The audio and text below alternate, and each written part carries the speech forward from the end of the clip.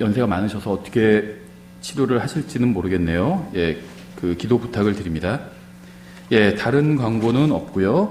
저희 계속해서 예수님의 재림 또 왕국 시리즈를 공부하도록 하겠습니다. 예, 오늘은요, 저희가 열처녀와 달란트 비유, 이 두 가지 비유에 대해서 살펴보려고 하는데요. 이 두 가지 비유가 다 왕국과 관련이 있기 때문에, 그러니까 여기서 말하는 왕국은요, 하나님의 왕국이 아니라 하늘 왕국을 말하는 겁니다. 물리적인 왕국. 이 왕국과 관련이 있기 때문에 저희가 이 두 가지 비유를 간략하게 살펴보려고 합니다. 본문은 마태복음 25장 1절부터 30절인데요. 저희가 지금 본문을 먼저 오늘은 읽지는 않겠습니다. 나중에 살펴볼 때 그때 이렇게 읽어보도록 하겠습니다. 지금 주보에는요, 저희가 이 설교 요약을 넣어놓지 않고 여태까지 한 거 요약을 이렇게 넣습니다. 그래서 오늘까지 해서 6번째 시간이죠. 첫 번째 시간에 저희가 뭘 살펴봤었죠? 예수님께서 재림하시는 정확한 날과 시각과 때와 시기는 알 수 없다는 걸 살펴봤었죠. 또 이 세상의 신은 사탄이라는 것을 살펴봤습니다. 이 세상의 신이 사탄이라는 건 뭐냐면요, 이 세상 왕국들을 통치하는 것도 사탄이라는 겁니다. 우리나라는 왕국은 아니죠. 근데 이제 사탄의 시각에서 봤을 때는 왕국이에요. 다 이 우리나라도 그렇고 미국도 그렇고 중국도 그렇고 각 나라 민족마다 사탄이 또 통치자들을 세워놨습니다. 영적인 통치자들을. 그래서 일종의 이것들이 왕국입니다. 우리나라는 우리 정치책에서 인간의 관점에서 보면 왕국은 아니지만 사탄의 관점에서 보면 통치자가 있는 왕국이라고 보시면 됩니다. 예, 두 번째 시간에는 그렇기 때문에 이 세상의 신이 사탄이기 때문에 우리가 이 세상을 바로잡을 수가 없다는 겁니다. 바로잡을 수가 없어요. 어떻게 바로잡아요? 바로 못 잡습니다. 저도 최근에 그 에어컨을 이제 다시 그 이사 오고 나서 설치를 했는데요. 이제 이사 다닐 때마다 다시 설치를 해야 되잖아요. 검색을 해보면 이 에어컨 설치 기사에 대한 불신이 굉장히 많더라고요. 그러니까 정직하게 하시는 분들도 있지만 대부분 뭐 가스가 없다느니, 대부분 뭐 가스 있는데도 그렇게 거짓말로 해서 다시 더 그 비용을 받는다든지 이런 분들이 많다고 하더라고요. 아닌 분들도 있겠지만 에어컨 설치 기사들을 바로잡을 수 있나요? 바로잡을 수가 없어요. 어떻게 바로잡아요? 제가 거기에 대한 지식이 없는데 바로잡을 수가 없습니다. 그러니까 우리 집에 설치하러 오는 사람한테 잘 얘기해서 그 사람이 바가지 씌우지 않도록 했다 할지라도 우리나라 전체에 있는 그 기사들을 바로잡을 수 있나요? 없죠. 그러니까 그분들만이 뭐 문제라는 게 아니라 모두 우리나라 각 분야에 다 문제가 많아요. 다른 나라도 마찬가지예요. 분야 하나도 바로잡지 못하는데 어떻게 우리나라를 바로잡아요? 불가능합니다, 그건. 예수님께서 오실 때까지 이 세상을 바로잡는 건 불가능하고요. 그건 교회의 임무가 아니라는 겁니다. 그리스도인들의 임무가 아니에요. 우리의 임무는 이 세상을 바로잡는 것이 아니라, 그러니까 저는 이 세상을 바로잡는 일이 나쁜 일이라는 거 얘기하는 게 아닙니다. 좋은 일이에요. 하지만 우리의 임무는 그것이 아니라는 겁니다. 우리가 할 수도 없고요. 우리의 임무는 하나님의 말씀을 가르치고 전하는 겁니다. 그게 우리의 임무예요. 세 번째 시간에는요, 이 세상에 전쟁과 기근과 전염병이 있는 이유는 예수님께서 아직 다시 오시지 않았기 때문이라고 저희가 그런 내용을 좀 살펴봤죠. 네 번째 시간에 주님께서 다시 오시면 우리의 수고에 대한 보상을 주실 것이라는 내용도 살펴봤습니다. 이게 무슨 말이냐면요, 당연한 말인데 아직은 주님께서 다시 오시지 않았죠. 그럼 아직은 주님께서 보상을 주지 않으셨다는 겁니다. 그렇죠. 그래서 내가 열심히 주님을 섬겼는데 왜 하는 일마다 잘 되지 않지? 아직 주님께서 보상을 주지 않으셨기 때문이에요. 주님께서 나중에 내가 지금 열심히 섬긴 것에 대한 보상은 나중에 오시면 주실 겁니다. 아직은 주지 않으셨어요. 그래서 내가 열심히 신앙생활을 하고 열심히 주님을 섬겼지만 이 세상에서 하는 일은 잘 되지 않는다. 이상하게 생각하지 말라는 겁니다. 아직 주님이 보상을 주지 않으셨기 때문에 그런 거예요. 다음에 지난 시간에 저희가 살펴봤던 것은요, 주님께서는 이 세상에서 일어나는 상황이 아닌 자신의 약속에 따라서 다시 오실 것이라는 내용을 살펴봤죠. 굉장히 중요한 겁니다. 이 종말론, 뭐 주님의 재림 이런 거에 대한 동영상들을 이제 보면요, 제가 그런 거 올리니까 저한테도 관련 동영상으로 그런 것들이 많이 떠요. 무슨 뭐 예전에는 그랜드 크로스 아니면 뭐 그 베리집 이런 거 나와요. 종말론에 대한 게. 그다음에 이 세상에서의 무슨 뭐 유럽 아니면 미국, 중국과의 어떤 역학관계, 그런 게 왜 나오나요? 종말론과 무슨 상관이 있나요? 성경에 미국이 나오지도 않는데. 근데 뭐 사자가 미국을 상징하고 그런 말이 어딨어요, 성경에. 전혀 관련이 없습니다. 그런 것들은. 그 다음에 뭐 레드문이 어떻고 무슨 뭐 블러드문이 어떻고, 요즘은 또 블루문 이런 게 나오더라고요. 블루문이 뜨면은 뭐 어떻게 된, 그게 성경의 내용과 무슨 상관인지 모르겠어요. 예, 그래서 이 세상이 어떻게 되면, 무슨 달이 어떻게 되고 뭐가 어떻게 되면 주님께서 오시는 게 아닙니다. 주님께서는요, 자신의 말씀에 따라서 오시는 거예요. 약속하셨기 때문에, 오겠다고 약속하셨기 때문에 오시는 거지, 이 세상 상황이 어떻게 되는 것을 지켜보신 후에, 아니면 이 세상이 어떻게 돌아가면 주님께서 할 수 없이 오시는 그런 시스템이 아니라는 겁니다. 예, 오늘 저희가 두 가지 비유를 살펴보고요, 이제 두 가지 내용을 살펴보게 될 텐데요. 먼저 첫 번째 비유를 통해서는요, 그러니까 오늘의 내용은 뭐냐면요, 재림이, 우리가 휴거의 날짜도 알 수 없고 재림의 날짜도 알 수 없어요.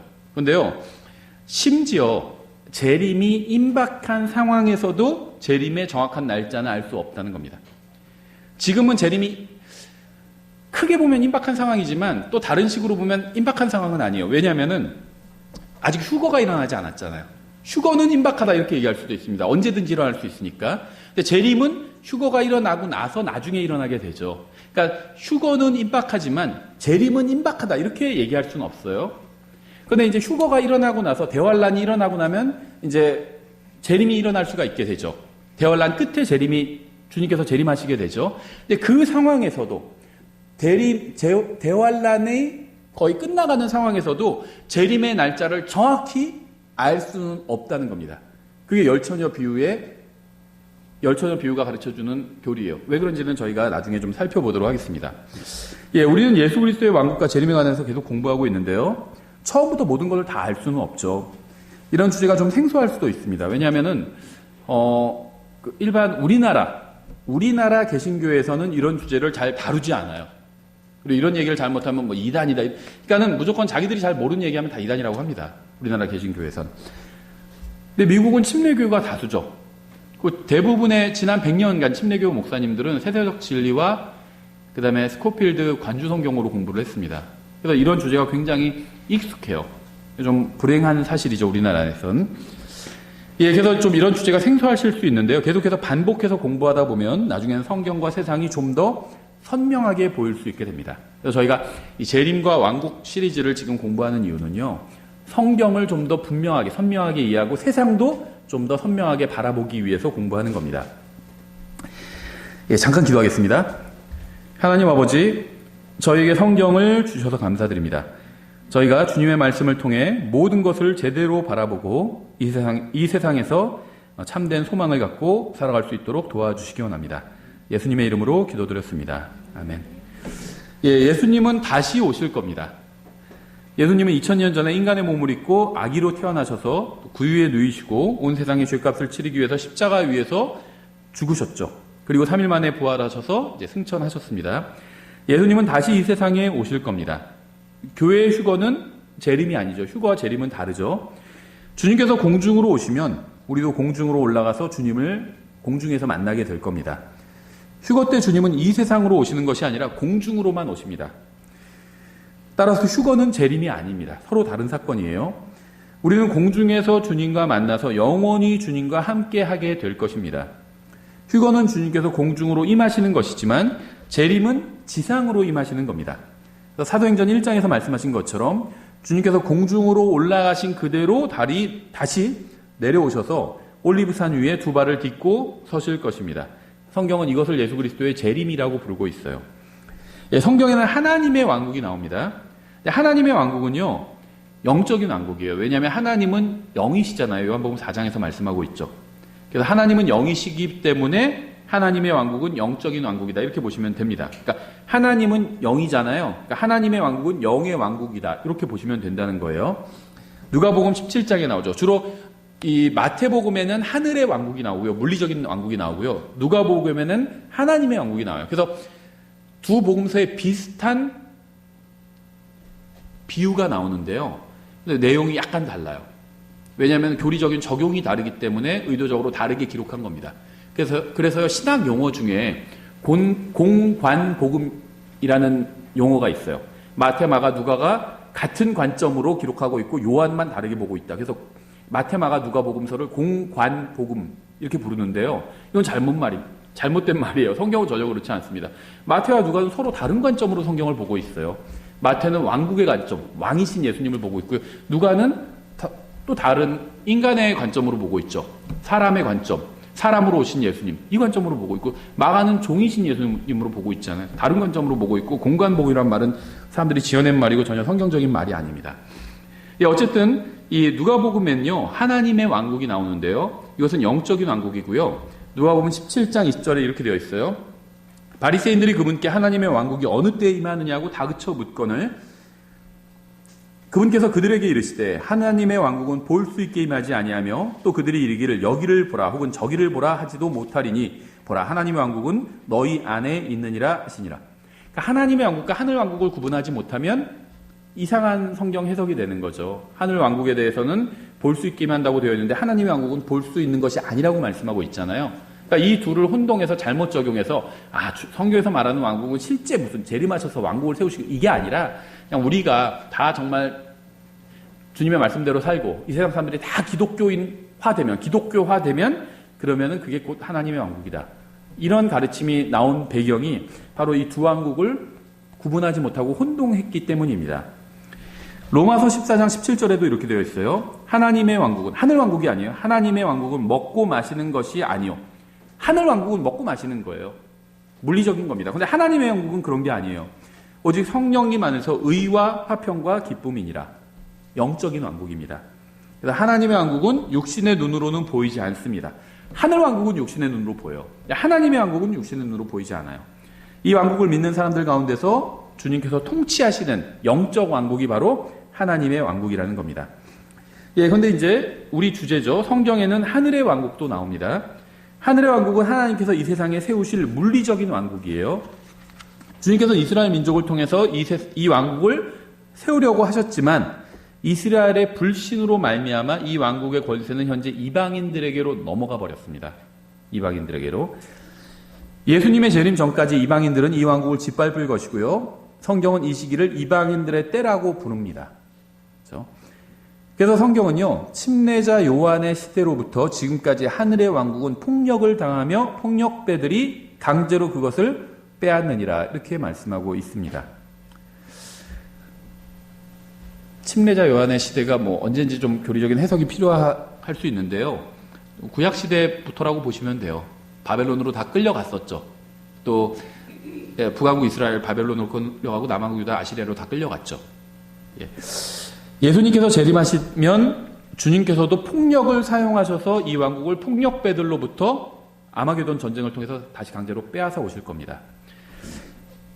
마태복음 25장은요, 오늘 이제 저희가 마태복음 25장을 주로 살펴보려고 하는데요, 지상에 세워지는 하늘의 왕국에 관한 문맥입니다. 이 말씀이 성취되기 위해서는 예수님의 재림이 전제되어야만 합니다. 이제 마태복음 25장을 보겠습니다. 1절에 그때 하늘의 왕국은 마치 자기 등불을 가지고 신랑을 맞으러 나아간 열 처녀와 같으니라 이렇게 말씀하고 있죠. 여기서 말하는 그때는요, 24장을 보면 언젠지를 알 수 있어요. 이게 24장, 25장은 계속 이어지는 문맥이거든요. 근데 24장 맨 끝에 보면 예수님께서 재림하시는 때에 대해서 말씀하고 있습니다. 그래서 여기서 말하는 그때는 예수님께서 재림하시는 때와 관련이 있다는 걸 알 수 있습니다. 우리가 이 열처녀 비유에 대해서 강의하기 전에 먼저 분명하게 하고 넘어가야 될 것이 있는데요. 사람들은 여기서 말하는 처녀가 누구냐, 기름이 뭐냐, 등불이 뭐냐, 이런 걸 얘기를 합니다. 근데 이런 거는 하나도 중요하지 않아요. 하나도 중요하지 않습니다. 해석의 열쇠는 언제나 주님의 말씀에 있는데요. 그때 하늘의 왕국은 마치 자기의 등불을 가지고 신랑을 맞으러 나아간 열 처녀와 같으리라 이렇게 말씀하셨죠. 예수님께서는 하늘의 왕국이 열 처녀다 이렇게 말씀하지 않으셨어요. 또 이스라엘 민족이 열 처녀다 이렇게 말씀하지도 않으셨습니다. 믿는 사람과 믿지 않는 사람이 열 처녀다 이렇게 말씀하지도 않으셨어요. 이게 중요해요. 잘못된 해석은요, 여기서 열 처녀 중에 5은 지혜롭고 5은 어리석어서 기름을 준비하지 못했잖아요. 그러니까 5은, 지혜로운 5은 믿는 사람이고 어리석은 5은 믿지 않는 사람이다 이렇게 구분을 하는데요. 성경은 그렇게 말씀하고 있지도 않아요. 그게 핵심이 아닙니다. 핵심은 다른 거예요. 어떤 분은요, 이 등불이 구원이다 이렇게 해석하는 분도 있고요. 어떤 분은 등불이 말씀이다 이렇게 해석하는 사람도 있고요. 어떤 사람은 등불은 인간의 육체다. 왜냐면 기름이 성령님을 상징하는데 기름이 등불 안에 들어가잖아요. 그러니까 성령님을 담고 있는 게 인간의 육체니까 등불이 인간의 육체다 이렇게 해석하는 사람도 있는데 다 그냥 사적인 해석이에요. 성경적 근거가 없습니다. 기름이 성령님이다. 이게 대표적인 해석이고요, 보통. 어떤 사람, 세계 경제 지표다. 막 이렇게 해석하는 사람도 있어요. 갖다 붙이기 나름이죠. 다 사적인 해석입니다. 성경은 그런 말씀 하신 적이 없어요. 비유의 목적은요, 여러 가지 교리를 가르치거나 특정한 교리의 모든 부분을 가르치기 위함이 아닙니다. 교리의 목적은요, 그러니까 비유의 목적은 한 가지 진리를 설명하는 예화예요. 그러니까 비유는요, 한 가지 진리를 설명하기 위해서 지어낸 예화입니다. 어떤 진리를 가르치시려고 하는데 제자들이 이해하지 못하니까 이야기를 지어내신 거예요. 한 가지 진리를 위해서. 따라서 비유에 나오는 사람이나 사물을 해석하려고 하면 성경의 다른 부분과 조화를 이루는 교리가 나오는 것이 아니라 비성경적이고 이단적인 교리가 나오게 돼요. 교리를 통해서는 단 하나의 진리를 배우면 됩니다. 대표적인 게요, 기름이 성령님이라고 하는데 여기서 기름을 사고 파는 얘기가 나오잖아요. 그럼 성령님을 사고 팔게 되는 거예요. 그러한 짓을 하려고 했던 사람이 사도행전에 나오잖아요. 저주를 받았죠. 베드로가 막 욕을 엄청 해버렸잖아요. 그렇죠. 그런 사람한테. 2절, 그들 중에 5은 지혜롭고 5은 어리석더니 어리석은 자들은 자기 등불을 가져가되 기름을 함께 가져가지 아니하였고 지혜로운 자들은 자기 등불과 함께 자기 그릇에 기름을 가져갔더라. 기름이 없다면 등불은 쓸모가 없습니다. 기름이 없이 등불만 가지고 있다는 것은요, 등불을 사용할 준비가 되지 않았다는 걸 의미합니다. 총은 있는데 총알이 없어요. 그럼 총을 사용할 준비가 안 되어 있는 겁니다. 그렇죠?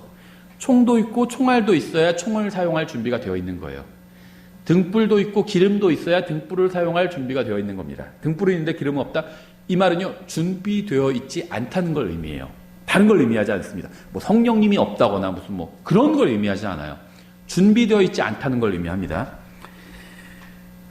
이 말씀은 마땅히 준비되어 있어야 하지만 전혀 준비되어 있지 않은 사람들에 관해서 말씀하고 있는 거지, 그 이상의 심오하고 어떤 비밀스러운 교리를 가르치기 위해서 하신 얘기가 아니라는 겁니다.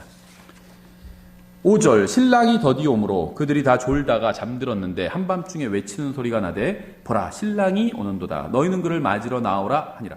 여기서 신랑은 누굴까요? 주님일 수도 있겠죠.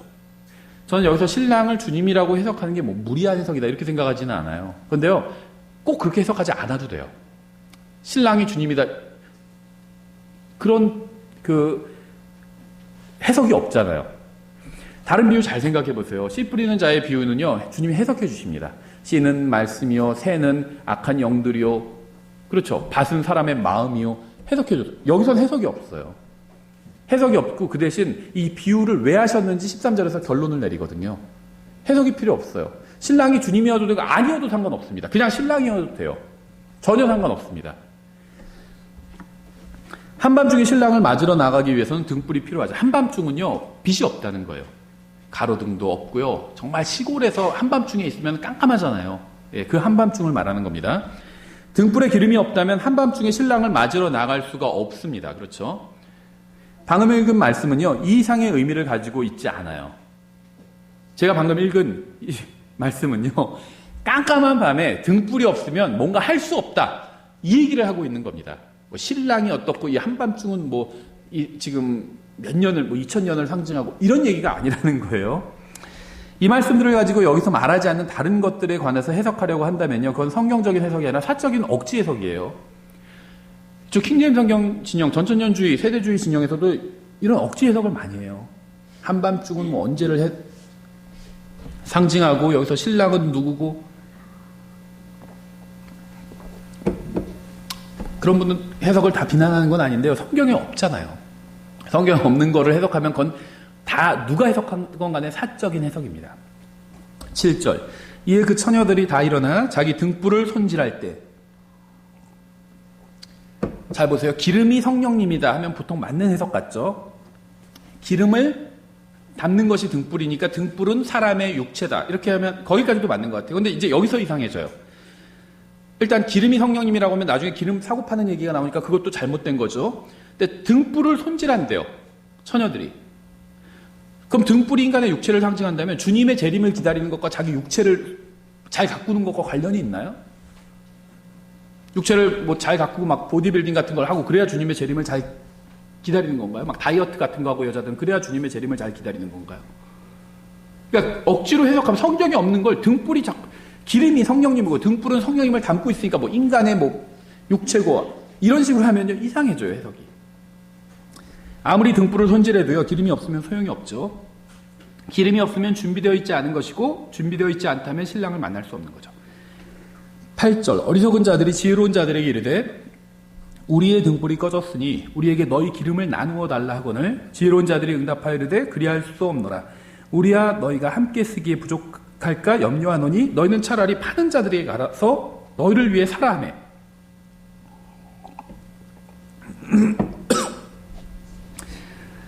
성경은요 민주주의에 관해서 말씀하고 있는 책이 아니고요 민주주의를 또 지지하지도 않습니다. 근데 반대로 사회주의를 지지하지도 않아요. 사회주의는 막 나눠주는 거잖아요. 공산주의는. 근데 성경은 그걸 반대합니다.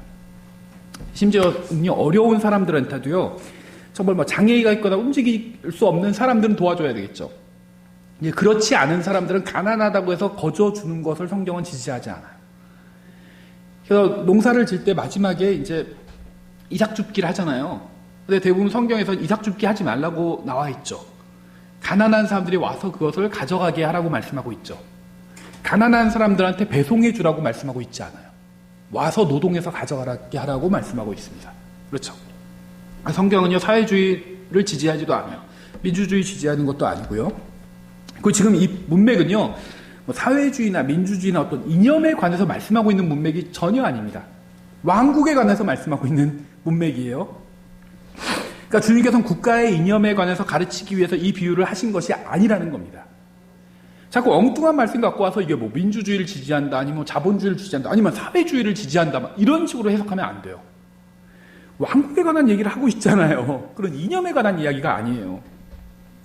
주님께서는 이 세상 정치제도나 이념이 아니라 하늘의 왕국에 관한 진리를 가르치기 위해서 이 비유를 말씀하고 있는 겁니다.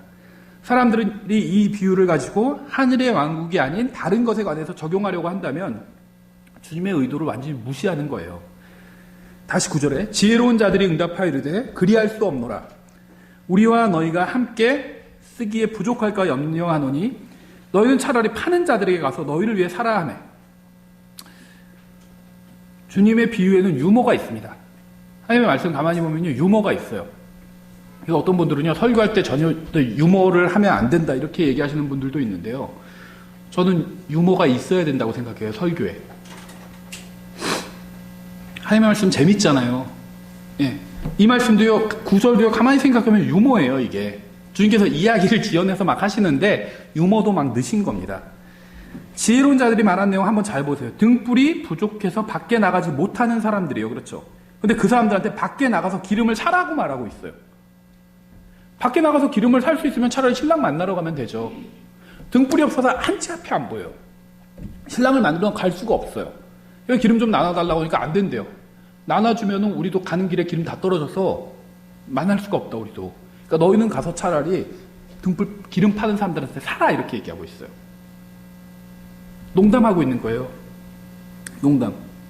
이게 무슨 말이냐면 기름이 없는 건 너희 문제지. 너희 문제를 왜 우리 문제로 만드냐. 나눴으면 우리도 못 간다. 너희 문제 너희가 해결해라. 지금 이 얘기를 하고 있는 거예요. 기름이 없는 사람한테 기름이 없어서 나가지 못하는 사람한테 나가서 너희 기름을 사라. 이렇게 얘기하고 있어요. 자동차에 기름이 없어서 기름 좀 나와주세요. 그러니까 그럼 우리도 모자르는데 차라리 저쪽에 주유소 있으니까 거기까지 가서 사오세요. 차 갖고 가서 사오세요. 이런 거랑 똑같아요. 차에 기름이 없어서 못 가서 달라고 하는데 그 얘기예요. 그렇죠? 10절 그들이 사러 간 사이에 근데 진짜 사러 갔어요. 그러니까 왜 이게 하나하나 해석하려고 말이 안 됐는지 아시겠죠? 사러 간 사이에 차라리 신랑 만나러 가면 돼요. 한밤중이라서 어두워서 신랑 만나러 가지 못한다며요. 근데 기름은 어떻게 사러 가요? 하나하나 따지면 안 된다는 거예요. 비유는. 주님께서 막 지금 논리적으로 탄탄한 어떤 교리를 말씀하시는 게 아니에요. 한 가지 진리를 가르치기 위해서 이야기를 막 지어내신 거예요. 이걸 하나하나 따지면 말이 안 된다는 겁니다. 그들이 사러 간 사이에 신랑이 오므로 준비된 자들 이게 핵심이에요. 준비하고 있으라는 겁니다. 그와 함께 혼인잔치에 들어가고 문이 닫히니라. 예, 그래서 이 말씀은 비유라는 사실을 우리가 잊지 말아야 됩니다. 비유는 진짜 있었던 일이 아니라 지어낸 이야기예요. 지어낸 이야기. 주님께서는 특정한 한 가지 진리를 가르쳐주기 위해서 이런 이야기를 지어내신 겁니다. 이 이야기는요, 사실에 기초한 것이 아니에요. 어느 문화권의 어느 결혼식도 한밤중에 열리지 않습니다. 그 신랑이 한밤중에 와서 결혼식에 참여할 사람들을 데려가지 않아요. 그렇죠? 지어낸 이야기예요. 하나하나 따지면 이상해요. 이 말은. 11절 그 뒤에 다른 처녀들도 와서 이르되 주여 주여 우리에게 열어주소서 하니 하나 그가 응답하여 이르되 진실로 내가 너희에게 이르노니 내가 너희를 알지 못하노라 하였느니라. 이 어리석은 자들이 신랑에게 주여라고 부른다는 이유로 많은 주석가들과 설교자들이요 이 신랑을 주님이라고 해석을 하는데요. 근데 그렇게 되면 신랑과 만나기 위해서는 기름을 사야 한다는, 기름을 사야 신랑을 만날 수 있다. 이거 행위구원 가르치게 될 수도 있어요. 그런 식으로 해석하면 안 된다는 겁니다. 13절 여기서 결론이 나와요. 그러므로라고 나면 대부분 그 문맥의 결론입니다. 그러므로 깨어있으라. 너희가 신랑의 사람의 아들이 오는 그날도 그 시각도 알지 못하느니라. 이 말씀이 바로 주님께서 비유를 지어내서 예로 들어주신 이유입니다. 1절에서는 하늘의 왕국이 열 처녀와 같다고 말씀하시면서 비유를 시작하셨어요. 근데 하늘의 왕국이 언제 이 세상에 임하게 되죠? 주님께서 재림하실 때 사람의 아들이 오는 날 하늘의 왕국이 세워지게 되죠. 13절에서는 그러므로라고 결론을 내리면서 기름을 사라고 하지 않아요. 기름이 이슈가 아니라는 겁니다. 기름이 성령님을 상징한다면 성령님을 받는 게 가장 중요하죠. 우리가 왜 들림받아 올라가요? 우리 안에 거룩하신 영, 성령님께서 계시기 때문이에요. 이 세상에 성령님께서 내 안에 계시느냐 계시지 않느냐보다 더 중요한 문제 있나요? 성령님을 따라 사는 것보다 더 중요한 문제 있나요? 만약에 기름이 성령님을 상징한다면요. 그러므로 기름을 사라 이렇게 말씀하셨을 거예요. 결론을. 기름 얘기는 나오지도 않아요. 등불 얘기 나오지도 않습니다. 그게 주제가 아니라는 거예요. 그래서 그러므로 기름을 사라 이렇게 결론을 내지 않고 그러므로 깨어있으라 이렇게 말씀하신 겁니다. 이게 주제예요. 깨어있으라, 준비되어 있으라 이게 주제입니다. 기름이 뭐고 무슨 뭐 등불이 뭐고 이런 거 해석할 필요, 처녀는 누구고 이런 거 해석할 필요가 없다는 거예요. 그냥 처녀예요. 지어낸 이야기예요. 많은 사람들이 해석하는 것처럼 만약 기름이 성령님을 의미한다고 해도 주님께서는 결론을 내리시면서 하늘의 왕국에 들어가기 위해서는 기름을 사는 것, 즉 성령님을 소유하는 것이 필요하다. 이렇게 말씀하시지 않으셨다는 겁니다. 이 비유의 결론은요. 기름을 사거나 성령님을 소유하는 것이 아니라는 거예요. 이 비유의 목적은 아무도 예수님께서 언제 오시는지 그날도 그 시각도 알지 못하기 때문에 깨어있으라는 겁니다. 근데 제가 처음에 말씀드린 것처럼요. 지금은 재림이 임박하진 않았어요. 아직 휴거도 일어나지 않았기 때문에. 휴거가 일어나야 재림이 임박하게 되는 거예요. 근데 휴거가 일어나지 않았으면 재림이 임박한 거 아닙니다. 휴거는 임박했어요. 언제든지 일어날 수 있으니까. 근데 휴거가 일어나서 그 다음에 어떻게 되죠? 그럼 대환란이 시작되죠. 대환란 끝부분에 대환란이 끝날 때 주님께서 재림하시죠. 그런데 대환란 끝부분에서도 대환란이 끝나가는 상황에서도 주님의 재림의 정확한 날짜와 시각을 알 수 없다는 겁니다. 지금 주님의 재림의 정확한 시각과 날짜를 알 수가 없어요. 그렇죠? 근데 지금뿐만 아니라 대환란 끝에 주님 재림하시잖아요. 근데 그때도 주님의 재림의 정확한 시각과 그걸 알 수 없다는 거예요. 지금 왜냐하면 여기서 말한 이 마태복음 25장 1절부터 13절에서 말하는 이 시기는요. 재림이 임박한 시기예요. 신랑이 오는 때입니다. 그때는 언제냐? 24장에서 재림이었어요. 그런데 25장은 그때라고 이렇게 시작해요. 재림하시기 바로 직전의 상황인데 그때도 주님이 언제 오시는지 알 수가 없다는 겁니다. 그래서 어떻게 해야 되냐? 깨어있으라는 거예요. 언제 올지 모르니까. 언제 시작될지 모르는데 내가 시작부터 보고 싶다. 무슨 뭐 TV 프로그램, 운동 경기를 그럼 어떻게 해야 되죠? 미리 딱 틀어놓고 그 앞에 있는 거잖아요. 그럼 시작부터 볼 수 있잖아요. 그렇죠? 그러라는 거예요. 깨어있으라는 거예요. 임박한 재림 바로 직전에도 아무도 모른다는 거예요. 재림 바로 직전에도 주님께서 언제 오시는지 모르는데 지금 어떻게 알아요? 그게 이 비유의 목적이에요. 임박한 재림 바로 직전에도 그날과 그 시각을, 그때를 아무도 모른다는 겁니다. 그래서 깨어있으라. 이 비유의 결론입니다. 열처녀 비유의 목적은요, 아무도 재림의 날과 시각을 알 수 없으니까 깨어있으라는 겁니다. 재림의 날은 갑자기 즉각적으로 임할 것이기 때문에 항상 준비되어 있지 않으면 결코 준비되어 있을 수 있지 않은 거라는 거예요. 지금 준비되어 있지 않으면 준비되어 있지 않은 겁니다. 휴거는 임박하죠. 재림은 임박하지는 않아요. 휴거가 아직 일어나지 않았으니까. 근데 휴거는 임박해요. 이 휴거를 어떻게 준비해야 되느냐. 지금 준비해야 된다는 거예요. 임박하기 때문에 지금 준비되어 있지 않으면 준비되어 있지 않은 겁니다. 재림도 마찬가지예요. 휴거가 일어나고 나서는 이제 재림도 임박하게 되는데요. 언제 주님께서 재림하실지 몰라요. 그럼 재림도 준비하고 있어야 된다는 겁니다. 예, 이것이 열처녀 비유의 내용이고 목적이고 결론입니다. 그래서 열처녀 비유는 이렇게 단순한 내용을 담고 있어요. 준비하라, 깨어있으라. 이게 열처녀 비유의 목적이에요. 그래서 뭐 기름이 뭐고 등불이 뭐고 처녀가 누구고 이런 거 해석할 필요도 없다는 겁니다. 신랑이 누구고 해석할 필요가 없다는 거예요. 중요하지 않아요, 그거는. 이 비유를 가지고 복잡한 교리를 만들려고 하면 오히려 문제를 더 복잡하게 만들 뿐이라는 겁니다. 열처녀 비유를 통해서 우리가 알 수 있는 중요한 사실이 있어요. 우리는 표적이나 징조를 통해서도 주님의 정확한 재림의 날을 알 수가 없다는 겁니다. 계시록이나 스가랴, 이사야서, 다니엘, 에스겔 여기에 기록된 예언들을 아무리 잘 정리한다 해도요. 재림의 정확한 날짜를 알 수 있는 사람은 아무도 없어요. 재림의 날짜를 알 수 없다면 휴거의 날짜도 결코 알 수 없습니다. 그래서 주님께서는 깨어서 준비하고 있으라고 말씀하신 겁니다. 블루문이 그런 현상이 일어나는 걸 지켜보라 이런 말씀 없어요. 블루문이란 말 성경에 나오지도 않아요. 블루문이 어쩌고 이런 얘기를 해요. 예언 주님의 휴거 재림 얘기하면서 그런 얘기를 해요. 킹제임 성경 믿는다는 사람이 저는 이해가 안 되더라고요. 성경에 없는 얘기를 왜 해요? 깨어있으라고. 재림 휴거와 관련해서는 깨어있으라 이게 정답이에요. 준비하고 있으라, 깨어있으라 이게 정답입니다. 지금부터 계속 지속적으로 깨어있으면 휴거든 재림이든 어느 것도 갑작스러우지 않을 겁니다. 그렇죠? 우리는 열처녀 이야기를 통해서 많은 것을 공부할 수는 있습니다. 이 비유가 주는 교훈을 다양한 영역에 적용할 수 있어요. 하지만 이 비유가 주는 진리는 단순합니다. 주님께서 갑작스럽고 누구도 전혀 예상하지 못한 때 오실 것이기 때문에 항상 깨어서 준비하고 있으라는 겁니다. 오늘 주님께서 오실 것이다. 이렇게 대비한 사람은 오늘 주님께서 정말 오셔도 전혀 놀라지 않겠죠. 어떤 사람들은요. 대환란 때 구원받는 방법은 짐승의 표를 받지 않는 것이라고 이야기를 하기도 합니다. 아니면 적그리스도의 행위에 가담하지 않는 것이다. 이렇게 얘기하기도 합니다. 그런데 이 마태복음에서는 3번에 걸쳐서 그러니까 22장에서 한 번, 25장에서 2번, 또 계시록에 기록된 모든 심판을 통과해서 살아남은 사람들의 이야기가 나와요. 어쩌면 열처녀 비유가 이제 단순한데 이걸 좀 더 복잡하게 사람들이 하는 것처럼 해석을 해본다면 대환란 끝까지 이 어리석은 처녀들도 다 살아남은 겁니다. 그리고 또 이후에 연결되는 이 달란트 비유에서도요, 이제 악하고 게으른 종이 나오는데 이 사람도 대환란 끝까지 살아남은 거예요. 근데 그 다음에 징계를 당하게, 벌을 받게 돼요. 단순히 대환란 때 적그리스도를 피해서 숨는다든지 짐승의 표를 거부하는 것이 구원으로 인도하는 것은 아닙니다. 그거는요, 육체의 구원에 관해서는 맞아요. 대환란을 통과한다는 것 자체가 육체가 구원받았다는 겁니다. 근데 혼을 구원하는 것은 그것과 전혀 관련이 없습니다. 육체의 구원과 혼의 구원의 차이를 이해하지 못하면요, 마태복음에 나온 대환란의 문맥을 제대로 이해할 수가 없게 되고 행위 구원이 나오게 돼요. 혼의 구원은 항상 믿음과 관련이 있습니다.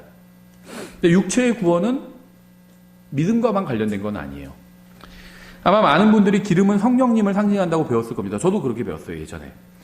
그래서 성령님을 소유한 사람은 신랑이신 주님과 만나서 혼인잔치에 참여하게 되고 성령님이 없는 사람은 참석하지 못하게 된다. 이렇게 배웠을 거예요. 하지만 성경은 교회를 복수로 처녀들이라고 하지 않고 단수로 순결한 한 처녀라고 말씀하고 있죠. 고린도후서 11장 2절에 나오죠. 내가 하나님께 속한 질투로 너희에 대하여 질투하노니 이는 내가 너희를 순결한 한 처녀로 그리스도께 드리기 위해 한 남편에게 너희를 정원시켰기 때문이라 이렇게 말하고 있죠. 열처녀는 교회의 예표나 상징이 아닙니다. 또 열처녀는요, 신랑과 혼인하러 가는 것이 아니라 만나러 가는 거죠. 기름을 성령님이라고 해석하면 성령님을 사고팔 수 있는 이단적인 교리가 나오게 되죠. 또 기름이 육체에 담겨 있으니까 등불을 인간의 육체라고 해석하면 등불을 손질하는 것, 즉 육체를 손질하는 것이 구원과 관련 있게 되어서 해석이 더욱더 이상해지죠. 열처녀 비유는요, 우리를 혼란에 빠뜨리기 위한 것이 아니라 아무도 주님께서 언제 오실지 알 수 없으니까 항상 깨어서 준비하고 있으라는 단순한 진리를 가르치기 위함입니다. 이것을 넘어서는 다른 진리가 여기에 숨어 있지는 않다는 거예요. 계속해서 달란트 비유도 좀 살펴보겠습니다. 14절, 하늘의 왕국은 마치 먼 나라로 여행하면서 자기 종들을 불러 그들에게 자기 재산을 맡긴 어떤 사람과 같으니라. 여러분이 다시 태어나고 구원받았다면요, 여러분은 하나님의 자녀입니다. 우리는 자원에서 주님을 섬기지만 우리가 섬기지 않는다고 해서 하늘나라에 가지 못하는 건 아니에요. 그냥 자원에서 섬길 뿐입니다. 우리의 신분은요, 우리가 때로는 종처럼 섬길 때가 있죠, 주님을. 그렇지만 우리의 신분은 종이 아니에요. 아들입니다. 자녀예요. 주님과 우리의 법적인 관계는요, 부자 관계지 주종 관계가 아닙니다. 따라서 달란트 비유, 우리가 종이었다면 벌써 해고됐어요, 다. 대부분의 그리스도인들 다 해고됐습니다. 우리가 해고되지 않은 이유가 잘나서가 아니에요. 자식이니까요, 자식이니까. 그리고 그럴 때 있잖아요. 자식들이 다 항상 마음에 드는 건 아니잖아요. 마음에 들 때도 있지만 안 들 때도 있죠. 아이고, 저걸, 그럴 때도 있잖아요. 그렇다고 해서 너 내 자식 아니야, 이렇게 할 수는 없거든요. 우리가 하나님 앞에서 그렇다는 거예요. 우리가 뭐 잘 섬겨가지고 주님께서 우리를 봐주시는 게 아니라 자식이니까 봐주시는 거예요.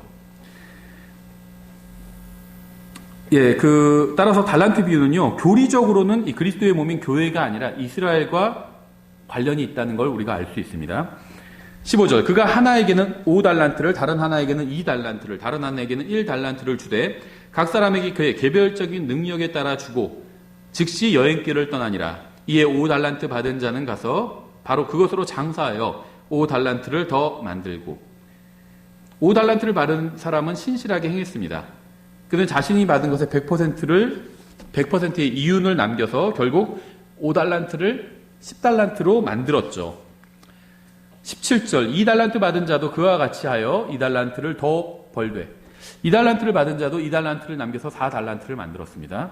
이 비유에 나오는 주인은요, 모든 종들에게 공평하게, 균등하게 달란트를 나눠주지 않았습니다. 그러니까 삶은 공평하지 않아요. 그렇죠? 누구는 부잣집에서 태어나고요. 누구는 또 잘생기게 태어나고요. 누구는 또 아니면 똑똑하게 태어나고요. 하나도 가지지 못하고 태어난 사람도 있어요. 그렇죠? 공평하지 않아요. 죽을 땐 공평해요. 그렇죠? 다 똑같이 죽으니까. 심지어 죽을 때는 성경에서는 동물하고도 비슷하다 그렇게 얘기하잖아요. 그렇죠? 코로 숨을 못 쉬니까 둘 다 그냥 킥 하고 죽는 게 인간이나 동물이나 똑같다 그렇게 얘기했잖아요. 죽을 땐 다 똑같아지는데 태어날 땐 똑같지 않아요. 성경은 그냥 평등, 뭐 공평 이런 개념을 말씀하고 있지는 않습니다. 그래서 뭐 공평하신 하나님이 뭐 이런 찬양이 있잖아요. 저 개인적으로 그 찬양 좋아하고 왜 그 자매님이 그런 찬양을 만들었는지 이해가 가고 저도 좋아하는 찬양이지만 사실 성경적인 개념은 아니에요. 그렇죠. 5달란트와 2달란트를 받은 자들은 자신들이 받은 대로 남겼죠. 18절, 1달란트 받은 자는 가서 자기 땅을 파고 자기 주인의 돈을 감추었더라. 이거 보니까요, 왜 주인이 이 사람한테 1달란트만 줬는지를 알겠어요. 주인이 어느 정도 파악하고 있던 겁니다. 이 종을. 아, 쟤는 좀 이상한 애니까 5달란트를 줄 수는 없겠다. 1달란트만 주고 간 거예요. 근데 역시나 그걸 갖다가 땅에 파묻어 버렸죠. 개가 뼈다귀 파묻는 것처럼. 그리고 또 못 찾는 경우도 있죠. 자기 어디 파묻었는지. 19절, 오랜 시간 뒤에 그 종들의 주인이 와서 그들과 계산하니 이에 5달란트 받은 자는 5달란트를 더 가지고 와서 이르되 주인이여 주께서 내게 5달란트를 맡기셨는데 보소서 내가 그것들 왜 5달란트 더 벌었나이다 하매. 이 비유는요, 교회와 주님의 관계를 보여주는 것은 아닙니다. 교리적으로. 이 비유도 한 가지 진리를 가르치기 위한 거예요. 21절, 그의 주인이 그에게 이르되 잘하였도다 선하고 신실한 종아 내가 적은 것에 신실하였은즉 내가 너를 많은 것을 다스릴 치리자로 삼으리니 너는 내 주인의 기쁨에 참여하라 하니라. 2달란트 받은 자도 와서 이르되 주인이여 주께서 내게 2달란트를 맡기셨는데 보소서 내가 그것들 외에 2달란트를 더 벌었나이다 하매 그의 주인이 그에게 이르되 잘하였도다 선하고 신실한 종아 내가 적은 것에 신실하였은즉 내가 너를 많은 것을 다스릴 치리자로 삼으리니 너는 내 주인의 기쁨에 참여하라 하니라. 우리는 이 비유를 통해서요, 몇 가지 교훈을 배울 수가 있습니다. 그러니까 이게 교리적으로 우리에게 해당되는 건 아니지만 우리가 교훈을 배울 수는 있다는 거예요. 구약 성경이 교리적으로 우리에게 해당되는 건 아니지만 교훈을 배울 수 있잖아요. 첫 번째는요, 주님께서는 멀리 가실 겁니다. 그렇죠? 또 주님께서는 오랜 시간 떠나 계실 거예요. 지금 떠나신 지 2000년이나 됐잖아요. 두 번째는요, 주님께서 떠나 계실 동안 주님께서 믿는 사람들이 주님을 섬길 수 있는 기회를 주실 겁니다. 일종의 테스트하는 기회죠. 작은 것을 맡겨보신 거예요. 그랬더니 그 사람이 그걸 잘 처리하면 더 큰 걸 나중에 맡기실 겁니다. 언제? 천년왕국 때 맡기실 거예요. 주님께서 떠나 계신 동안 주님을 신실하게 섬긴 사람에게 주님께서는 돌아오셔서 더 많은 일을 맡겨주실 겁니다. 우리는 이 비유에 나온 단어를 하나씩 해석하지 않아도 이러한 교훈을 쉽게 얻을 수 있죠. 달란트는 모두 주인의 것이었습니다. 근데요, 이건 제 개인적인 생각인데요. 달란트가 뭘까요? 은사랑 무슨 차이가 있을까요? 달란트를 해석하려고 그러니까, 이 비유를 가지고 달란트를 해석하려고 하니까 달란트가 뭐다, 너의 달란트는 뭐니? 막 이런 말도 하던데요. 그럼 은사는 뭘까요? 그럼 달란트가 은사인 것 같죠? 근데 달라요. 은사는요, 이제 주님을 섬길 수 있는 구체적인 능력이에요. 그렇죠? 믿음의 은사, 뭐 말씀의 은사, 이런 것들이 나오잖아요. 달란트는요, 그냥 달란트예요. 달란트는 돈이에요. 그러니까 돈이라고 해석하는 게 전 더 맞는 것 같아요. 어떤 사람한테 많은 돈을 주셨죠. 어떤 사람한테는 더 적은 돈을 주셨어요. 그렇죠? 똑같은 시간 일하는데. 심지어 같은 일을 하는데도요, 어떤 사람은 정규직이라서 돈 2배로 받고요, 비정규직은 반만 받아요. 달란트는 돈이에요. 돈을 맡겨주셨는데 내가 그 돈을 어떻게 사용했는지 회계 보고를 하는 겁니다. 달란트 다른 걸로 해석하지 않아도 다 풀려요. 돈이라고, 달란트는 돈이잖아요. 그대로 해석해도 풀린다는 겁니다. 주인은요, 자기의 돈을, 달란트를 나눠줬어요. 종들은 자기들의 이익이 아닌 주인의 이익을 위해서 장사를 해야만 했습니다. 주인은요, 종들이 남긴 이익을 보고 그들이 주인이 없는 동안 얼마나 신실하게 행했는지를 판단했습니다. 우리는 이 비유를 통해서 중요한 교훈을 배울 수 있는데요. 주님께서는 우리에게 주님을 섬길 수 있는 달란트와 은사와 기회를 주셨습니다. 재능도 주셨죠. 돈도 주셨죠. 나는 별로 돈 많이 안 주신 것 같은데. 그래도 주긴 주셨잖아요. 얼마나 주셨죠. 한 달란트라도 주신 겁니다. 그렇죠? 은사도 주셨어요. 또 기회도 주셨죠. 기회. 우리는 우리가 가지고 있는 것을 통해서 주님을 섬겨야 합니다. 우리가 가지고 있는 것들로 주님을 섬기면 우리가 아닌 주님이 이익을 보셔야 됩니다. 내가 가지고 있는 돈으로 열심히 주님을 섬겼는데 왜 나는 별로 잘 되지 않지? 내 이익이 아니라 주님의 이익을 위해서 하면 그게 제대로 섬긴 거예요. 우리는 예수님을 위해서 사람들에게 복음을 전하고 다른 형제 자매들을 세워줘야 됩니다. 우리가 교회를 섬기는 것도 주님을 위해서예요. 헌금 내는 것도 주님을 위해서입니다. 내가 헌금을 많이 했는데 왜 사업은 잘 안 되지? 헌금을 왜 냈어요? 주님을 위해서 낸 거잖아요, 내가. 주님의 사역이 잘 되도록 낸 거잖아요. 내 일과는 무관해요, 그거는. 그렇죠. 헌금도 하고 또 내 일도 내가 지혜롭게 잘 해야죠. 무관한 거라는 겁니다. 왜냐하면 내가 주님을 섬기는 게 내 이익이 아니라 주님의 이익을 위해서 한 거잖아요. 주님을 섬기고 헌금을 하면 이 세상에서 잘 된다는 것은요, 성경에 없는 거짓말입니다. 몇 박자 축복 그런 얘기 있었잖아요. 거짓말이에요, 그런 건. 몸이 잘 되고 무슨 사업이 잘 되고 누가 잘 되고 몇 박자 축복을 받고 이런 얘기들 성경에 없는 거짓말이라는 겁니다. 주님께서 다시 오시면 주님께서 우리에게 맡겨주신 것을 가지고 우리가 주님을 어떻게 섬겼는지 물으실 겁니다. 주님께서 떠나 계실 동안 주님을 신실하게 섬긴 사람에게 주님께서는 더 큰 일을 맡겨주실 거예요. 우리가 소유한 것으로 주님을 섬기는 것은 우리 자신의 이익이 아닌 주님의 이익을 위한 것입니다. 우리가 이 세상에서 아무리 주님을 열심히 섬긴다 해도 주님께서 돌아오시기 전에는 결코 갚아주지 않으실 거예요. 하지만 일단 돌아오시면 우리의 섬김을 보시고 더 큰 일을 맡겨주실 겁니다. 따라서 열심히 주님을 섬겼는데 왜 일이 잘 풀리지 않았다거나 사업이 왜 잘 안 되는지 모르겠다거나 시험에 왜 떨어졌는지 왜 모르겠다거나 할 필요가 없다는 겁니다. 24절 그 뒤에 1달란트 받은 자가 와서 이르되 주인이여 당신은 엄한 사람이라 뿌리지 않은 데서 거두고 흩뿌리지 않은 데서 모으는 줄 내가 알았으므로. 이 사람은요 주인이 엄한 사람이라고 생각했습니다. 그러니까 여기서 말하는 주인이 예수님인지 아닌지 해석이 정확히 그거는 모르겠어요. 그렇게 보통 해석을 하지만 꼭 그런 건 아니에요.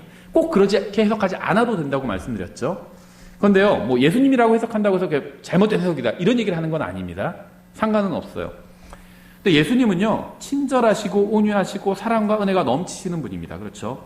만일 이 비유에 나온 주인이 예수님이라면 이 사람은 주인에 대해서 완전히 잘못 판단하고 있는 겁니다. 그렇죠? 이 사람이 주인을 잘못 판단한 이유는요 자신이 보고 싶은 것만 보려고 했기 때문이에요.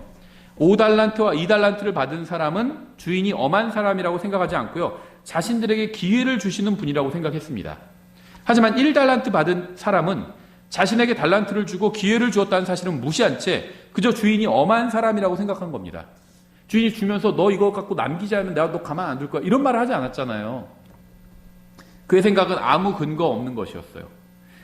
이 주인이 이 사람을 책망하는 걸 보면요, 이 사람이 단순히 남기지 못했다는 것을 가지고 책망한 것은 아니란 걸 알 수 있어요. 여러분이 하나님을 어떻게 생각하는지도요, 여러분이 이 세상에서 주님을 섬기는 것과 저는 큰 관련이 있다고 생각을 합니다. 여러분의 하나님은 어떤 하나님인가요? 여러분은 하나님을 어떤 분으로 알고 있나요? 성경에 기록된 그대로의 하나님이신가요? 아니면 여러분의 상상 속의 하나님인가요? 성경의 하나님이라면 섬기기가 어렵지 않습니다. 성경에 기록된 그대로 받아들이고 섬기면 되기 때문이에요. 하지만 여러분이 상상한 하나님을 섬긴다면 쉽지 않을 수도 있습니다. 왜냐하면요, 하나님은 여러분의 상상에 따라 일하시는 분이 아니기 때문이에요. 대부분의 기독교인들은 자기 상상 속의 하나님을 섬겨요. 내가 이렇게 헌금을 많이 하면 주님께서 사업도 잘 되게 해주시고, 성경에 그런 게 없죠. 자기 상상 속에서 하나님에 대한 개념을 그렇게 만들어요. 그래서 내가 헌금을 잘 냈는데 왜 하나님께서 복을 안 주실까? 이상하네. 하나님이 문제가 있나 보다. 자기가 설정한 하나님이 잘못된 거지 하나님이 문제가 있는 게 아니래. 그럼 나 이제 하나님 안 섬겨. 이런 결론을 내리는 사람들도 많다는 겁니다. 그래서 교회 떠나는 사람들도 많아요. 제가 신앙생활 열심히 했는데요, 주님께서 저에게 복을 안 주시더라고요. 그래서 주님을 떠난 거예요. 성경에 그런 하나님이 어디 있어요? 성경의 하나님은요, 복을 주시긴 주시는데, 상을 주시긴 주시는데, 우리가 세상에 살아있을 동안이 아니라 주님께서 재림하시면 상을 주시는 겁니다. 그게 성경의 하나님이에요.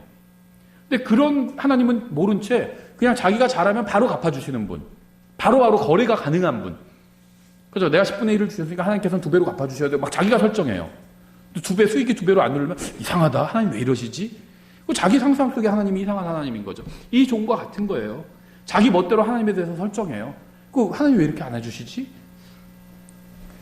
25절, 내가 두려워하여 가서 당신의 달란트를 땅속에 감추었나이다. 사용하지 않은 거죠. 보소서, 거기에 당신의 것이 있나이다 하네. 이 게으른 종의 고백에서 우리는 중요한 교훈을 배울 수가 있는데요. 이 사람은 실패할까봐 두려워했습니다. 자신이 잘하지 못할 것을 두려워했어요. 그 결과 그는 아무것도 하지 못했습니다. 이 사람은요, 주인이 엄한 분이라고 생각했기에 실패를 두려워했고요, 결국 아무것도 하지 않았습니다. 주님을 섬기다가 실수를 할 수도 있어요. 하지만 실수를 두려워하지 마시기 바랍니다. 실수를 두려워하면요, 아무것도 할 수 없어요. 내가 복음 전하다가 말을 좀 잘못해서 실수하면 어떡하지? 그러니까 성령님께 도와달라고 기도하고 나가면 되잖아요. 이번에 실수했는데 내가 그 말은 하지 말았어야 되는데 복음 전하다 엉뚱한 말을 또 해가지고 다음에는 안 하면 되잖아요, 그 말을. 실수할까봐 두려워하면요, 아무것도 할 수 없습니다. 우리가 섬기는 주님은요, 오래 참아주시는 분이에요. 생각해 보세요. 구원받기 전에 나와 구원받은 이후에 나와 둘 중에 어느 게 더 나을까요? 거의 그게 그거 같지만 그래도 구원받고 나서가 좀 더 낫잖아요. 그렇죠? 근데 하나님께서 언제 날 받아들여 주셨나요? 구원받기 이전에 나를 받아주셨어요. 그럼 지금의 나는 당연히 더 받아주시죠. 그러니까는 잘 못해도 돼요. 왠 줄 아세요? 하나님 우리의 주인이 아니라 부모이기 때문에, 아버지이기 때문이에요. 잘 못해도 돼요. 자, 아이들한테 항상 그래도 많이 하는 말이 그거거든요. 잘 못해도 돼. 하다가 잘 못해도 돼. 다시 지우고 다시 해도 돼. 지우는 게 어려우면 그냥 그 위에 다른 걸로 다시 그려도 돼. 이런 얘기 하거든요. 잘 못해도 상관없어. 그렇게 얘기하거든요. 오래 참아주시는 분이에요. 은혜와 긍휼이 넘치는 분입니다. 친절한 분이에요. 쓰러진 자를 일으켜주는 분입니다. 실수해도 돼요. 우리가 잘못해도 아버지가 자녀를 훈계하듯 훈계하실 겁니다. 저는 주님께서 저를 사랑하신다는 사실을 알고 있어요. 제가 주님을 섬기려고 할 때마다 저를 도와주시는 분이라는 사실도 알고 있습니다. 우리는 주님을 섬기다가 실수할 수도 있어요. 우리가 실수를 하면요, 주님께서 우리를 책망하시고 훈계하실 겁니다. 하지만 우리가 실수를 하더라도 주님께서 책망하지 않으시는 경우도 있어요. 실수한다고 해서 막 죽이시거나 쫓아내시거나 그러지는 않으실 거예요. 책망하실 때는 있어요. 징계하실 때도 있고요. 정신 차려야지 하면서 징계하실 때도 있어요. 그런데요, 실수를 했는데 책망하지도 않으실 때도 있어요. 언제인 줄 아세요? 바른 마음으로 행할 때요. 바른 마음으로. 우리가 주님 앞에서 바른 마음을 가지고 있다면 실수를 하더라도 주님께서는 책망하지 않으실 겁니다. 바른 마음이란요, 하나님 앞에서 잘못된 것이 있다면 말씀을 통해서 내가 그것이 무엇이든지 고치겠다는 마음이에요. 이게 1차적이고요. 2차적으로는 상식적으로 바른 마음이에요. 바른 일을 하는 마음입니다. 그래서요, 만약에 바른 마음과 어떤 내가 주님의 일을 하는 게 서로 상충된다면, 이상하게 들릴 수도 있는데요. 바른 마음과 주님의 일을 하는 게 상충된다면 바른 마음을 따르세요. 왜냐면요, 주님의 일이라고 생각한 게 내가 착각하고 있을 경우가 굉장히 많아요. 요번에 우리가 지금 이 전염병 사태 겪으면서 어떤 이단이 굉장히 부각이 됐었죠. 근데 그 이단들은 나름대로는 주님을 자기들도 섬긴다고 하면서 그런 일을 할 거 아니에요. 근데 잘못된 방법으로 했죠. 거짓말을 하고요, 속이고 이런 방법으로 했죠. 바른 마음과는 상충되는 거예요. 근데 그 사람들은 그게 주님을 섬기는 거라고 생각했죠. 그래서 주님을 섬기는 것과 바른 마음이란 건 누가 봐도 바른 마음이에요. 정직한 거고요, 다른 사람을 위한 거고요, 자기 이득을 챙기지 않는 거, 이게 바른 마음이죠. 바른 마음과 내가 주님을 섬기려고 하는 게 상충된다. 내가 주님을 섬기기 위해서 저걸 훔쳐가서 이렇게 교회에 헌금하면 주님을 더 섬기는 거다. 예를 들면 그렇게 생각하는 사람도 있어요. 세금 막 다 포탈하고요, 세금 안 내고 다 탈루하면서 그걸로 주님을 섬기면 섬기는 거다. 그것과 그냥 바른 마음은 정직하게 행하는 거잖아요. 그게 상충되면요, 바른 마음을 따르라는 거예요. 그럼 그건 성경으로 인도해줘요. 이단들은 이것과 다 반대되는 걸 가르치고 있습니다. 속이고 주님을 섬기기 위해서, 사람을 전도하기 위해서라면 거짓말하고 막 중분장을 하고 나타나기도 하고, 그 사람들 그러잖아요. 점치는 사람 분장을 하고 나타나서, 내가 무슨 요번에, 그러니까 당신은 무슨 저 사람을 꼭 따라가야 된다, 막 이렇게 거짓말 하기도 하잖아요. 바른 마음을 따르는 게 굉장히 중요해요. 바른 마음을 갖고 주님을 섬기잖아요. 그러면 실수를 해도요, 주님께서 책망하지 않으세요. 부모님들은 다 아실 거예요. 아이가 바른 마음으로 했어요. 동생을 도와주기 위해서. 근데 좀 실수했어요. 그럼 혼내지 않아요. 그렇죠? 동생을 도와주려는 바른 마음을 갖고 했는데 좀 실수했으면 혼내지 않아요. 이번에 실수를 했다면 다음에 제대로 하면 됩니다. 이번에 말씀대로 하지 못했다면 다음에 말씀대로 하면 됩니다. 시도하지 않으면 아무것도 할 수가 없습니다. 실수를 두려워하지 말고 순수한 마음으로 주님을 섬기면 됩니다. 실수도 주님께서 책망하지 않으실 거예요. 주님께서 막 엄격하고 막 그런 분이 아니에요. 우리를 주님께서 은혜가 넘치고 자비롭고 친절하시고 오래 참으시는 분이라는 사실을 알 수 있는 가장 쉬운 증거가 우리 자신이에요. 우리를 받아주셨어요. 우리를. 다른 사람들에게 보이는, 교회에서 내가 다른 사람에게 보이는 나를 받아주신 게 아니에요. 그렇잖아요. 교회에서는요, 내가 다른 사람한테 신사적으로 보이잖아요. 하나님께서는 저의 마음 깊은 걸 아시잖아요. 온갖 저의 더러운 걸 다 보셨어요. 하나님께서. 그래도 받아주셨어요. 하나님 친절하시고 오래 참으시는 분이에요. 26절. 그의 주인이 그에게 응답하여 이르되 악하고 게으른 종아, 너는 내가 뿌리지 않은 데서 거두고 흩뿌리지 않은 데서 모으는 줄 알았으니. 주인은요, 이 사람을 악하고 게으르다고 평가했습니다. 왜 악하다고 했을까요? 이 사람은 할 수 있는 것을 하지 않았기 때문이요. 해야 할 일을 하지 않았기 때문입니다. 주인은 이 사람이 잘못된 일을 해서 악하다고 평가한 것이 아니라 아무것도 하지 않았기 때문에 악하다고 평가한 겁니다.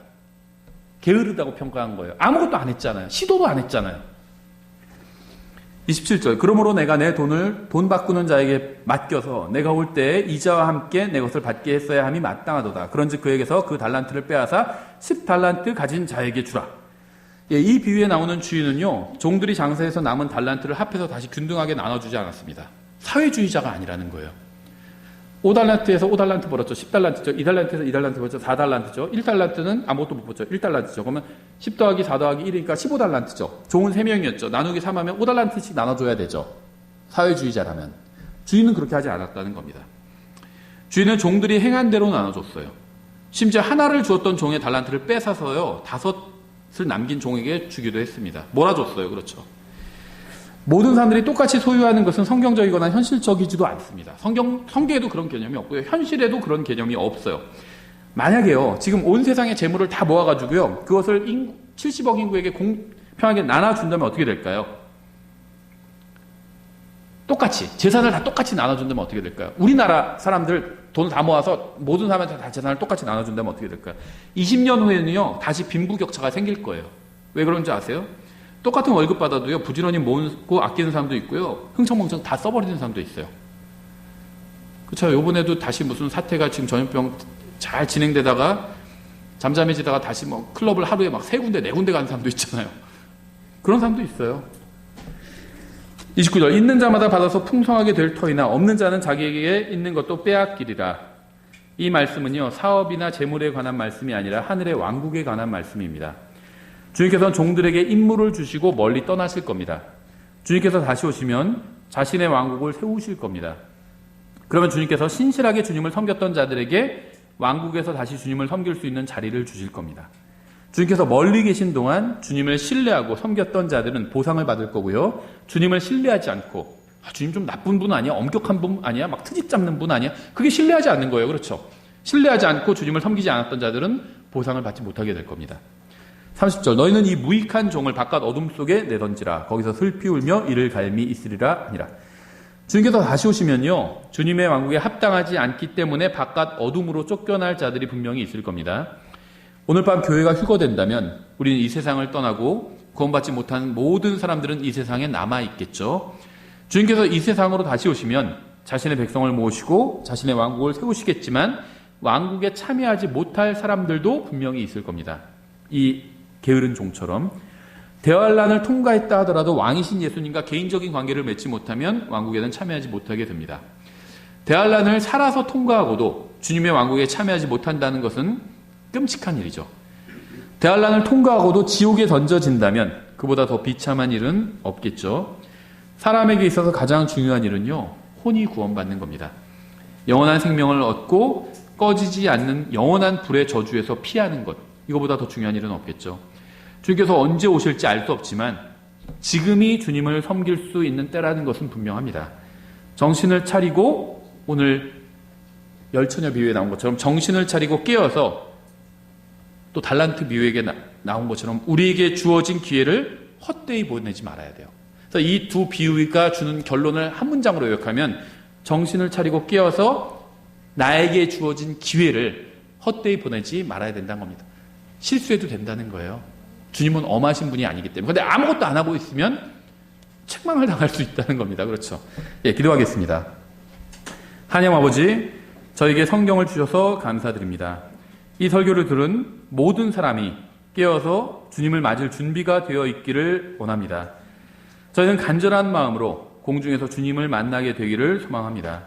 저희가 헛된 이 세상을 바라보며 살지 않도록 도와주시기 원합니다.